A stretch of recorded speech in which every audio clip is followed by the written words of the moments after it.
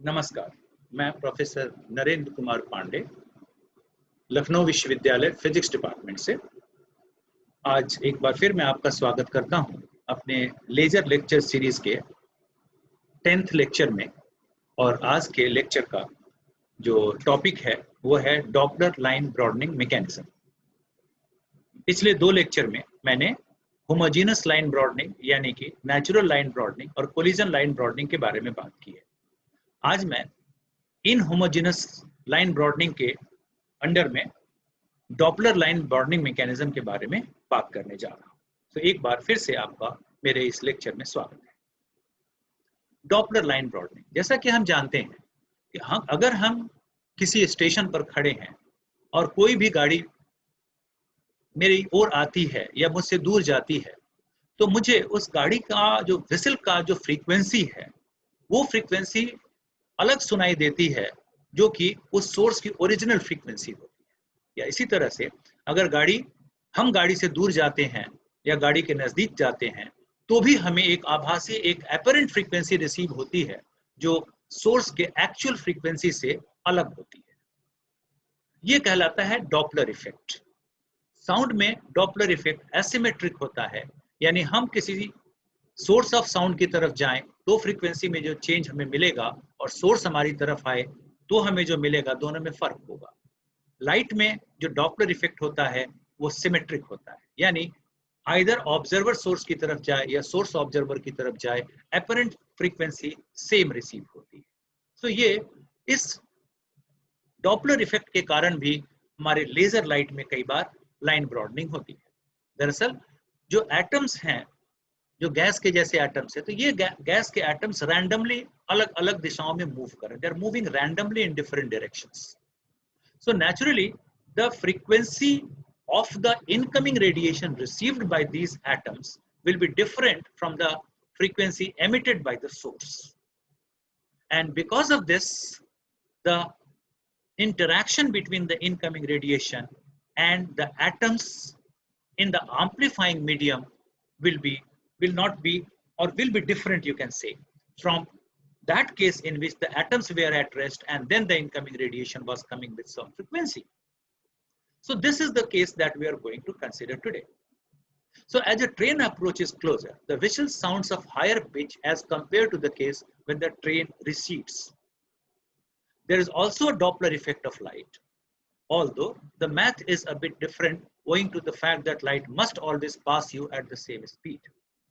If you detect light from a source that is moving towards you, you will measure a shorter wavelength than you would detect from an identical source that is moving away from you. In a gas laser, the light emitting atoms are moving in random directions. At any moment, some are approaching you while others move away from you in roughly equal numbers. Therefore, you will observe broadening in the spectrum of light emitted by this collection of atoms due to the differing Doppler shift that the light emitted by different atoms experience. When a moving atom interacts with an electromagnetic radiation, the apparent frequency of the waves seen by the moving atom is different from that seen by a stationary atom. This is called Doppler effect, and the consequent broadening caused by this phenomenon is called Doppler broadening. For the purpose of understanding, in the present case, we consider Doppler broadening to be dominant and neglect natural and collisional broadening. Doppler broadening is caused by the fact that velocity of atoms or molecules relative to the observer follows a Maxwell distribution, so the effect is dependent on temperature. If this were the only effect, the line shape would be Gaussian. That is, only due to Doppler broadening, if we consider the line shape function, then it should be Gaussian, and that is in the absence of natural line broadening or collision line broadening. But as a matter of fact, generally, all the broadenings are present together at any point of time. Now let us see. So we consider a collection of atoms having resonant frequency omega naught, and that all the atoms are moving randomly. सारे atoms randomly move कर रहे हैं और इन atoms का जो हमारे amplifying medium के जो atoms हैं उनका resonant frequency omega naught है. ये मानते हैं कि रेडिएशन ऑफ फ्रीक्वेंसी ओमेगा इस एम्पलीफाइंग मीडियम या कलेक्शन ऑफ एटम से होकर के पास करता है, यानी इनकमिंग रेडिएशन की फ्रीक्वेंसी ओमेगा है और एटम्स की रेजोनेंट फ्रीक्वेंसी ओमेगा नॉट है. For an atom in the collection to interact with the incident radiation, the apparent frequency seen by the atom in its own reference frame should be omega naught. Mind it?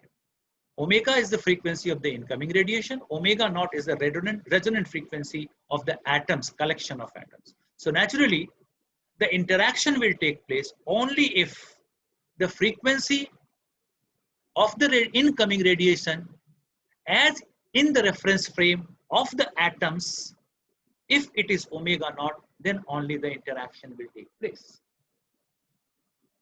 So assume the radiation to be, let us see for the purpose of calculation or the convenience of the calculation, assume that the radiation is propagating along z-axis.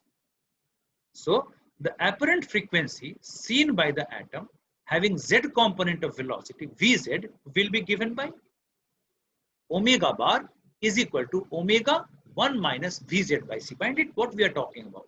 We are presuming that the radiation is propagating along z-axis.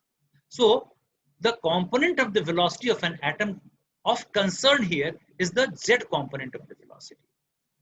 So the apparent frequency seen by the atom having z component of velocity, Vz, will be given by omega bar, which is omega bar equal to omega 1 minus Vz by c. This is the frequency as seen by the atom that has a component Vz along z-axis.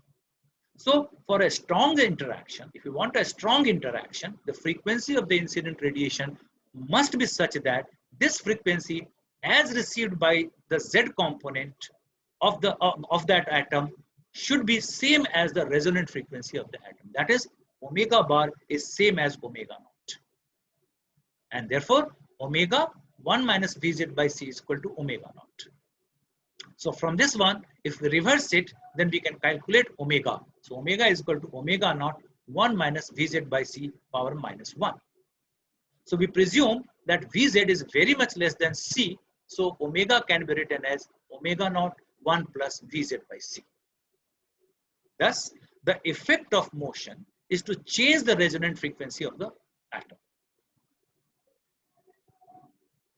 Now let us consider Maxwell distribution. What is that? The probability that an atom has component of velocity lying between Vz and Vz plus dVz is given by Maxwell distribution that we have seen in the thermal physics. And that is P Vz dVz equal to m by 2 pi kt whole power half exponential minus m Vz square by 2 kt dVz. Here m is the mass of the atom. Let us see the probability g omega d omega that the transition frequency lies between omega and omega plus d omega is equal to the probability that the z component of velocity of atom lies between Vz and Vz plus dVz. Now let us see this once again.